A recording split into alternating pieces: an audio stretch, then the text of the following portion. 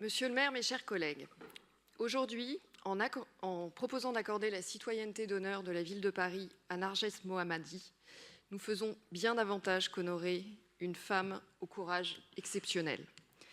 Nous reconnaissons une voix universelle, celle d'une femme qui, depuis des décennies, oppose à la violence de la répression la force inébranlable de la liberté.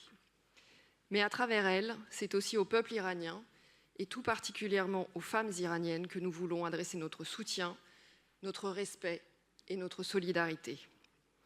Ingénieure, journaliste, écrivaine, défenseur des droits humains, Narges Mohammadi documente depuis plus de 20 ans les atteintes aux libertés fondamentales en Iran, dénonce les détentions arbitraires, les violences faites aux prisonniers politiques, le recours à la peine de mort.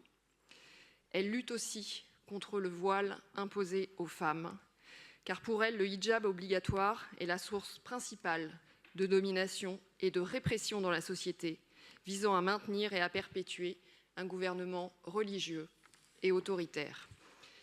Pour ses engagements, elle a connu les procès, les menaces, les séparations forcées d'avec ses enfants, Ali et Kaïna, que je salue dans nos tribunes, l'isolement carcéral et les condamnations répétées. Elle a passé une grande partie de sa vie emprisonnée dans la prison d'Evin, symbole de la répression politique iranienne. Et pourtant, jamais elle n'a renoncé. Même enfermée, privée de liberté, elle a continué d'écrire, de témoigner, d'alerter le monde sur la condition des prisonnières politiques et sur les violences systémiques exercées contre les femmes en Iran. Après Shirin Ebadi, lorsque le comité Nobel lui a attribué le prix Nobel de la paix en 2023, il a salué son combat contre l'oppression des femmes en Iran et son combat pour la promotion des droits humains et de la liberté pour tous. Cette distinction déjà dépassait sa personne. Elle venait reconnaître le courage collectif de celles et de ceux qui, depuis tant d'années, continuent de défendre la liberté au péril de leur vie.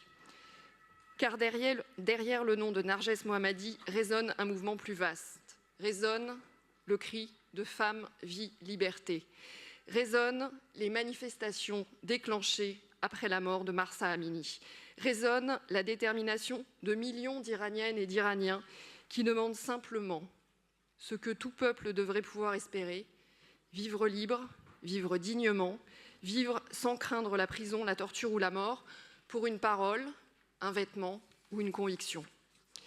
Nous savons aussi que le peuple iranien traverse aujourd'hui une période d'extrême souffrance et d'incertitude. Aux violences de la répression intérieure s'ajoutent désormais les conséquences du conflit régional en cours, des tensions militaires, de l'isolement international qui frappe durement les civils. Comme toujours, ce sont les populations qui payent le prix le plus lourd. Les familles, les femmes, les jeunes générations privées d'avenir, les défenseurs des libertés déjà fragilisés par des années de persécution.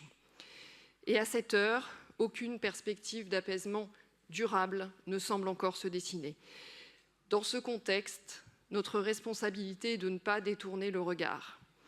Les incarcérations se sont multipliées ces dernières années, dans des conditions particulièrement éprouvantes, engendrant une dégradation de sa santé.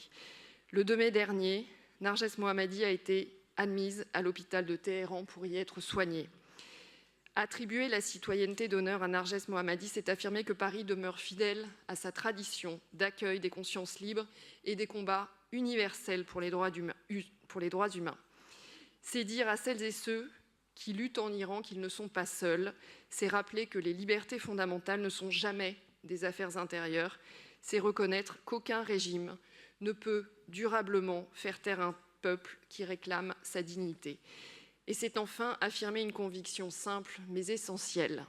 Partout où les droits des femmes reculent, c'est l'humanité tout entière qui vacille. Partout où les femmes se lèvent pour leur liberté, c'est l'avenir démocratique des peuples qui renaît. Je vous remercie.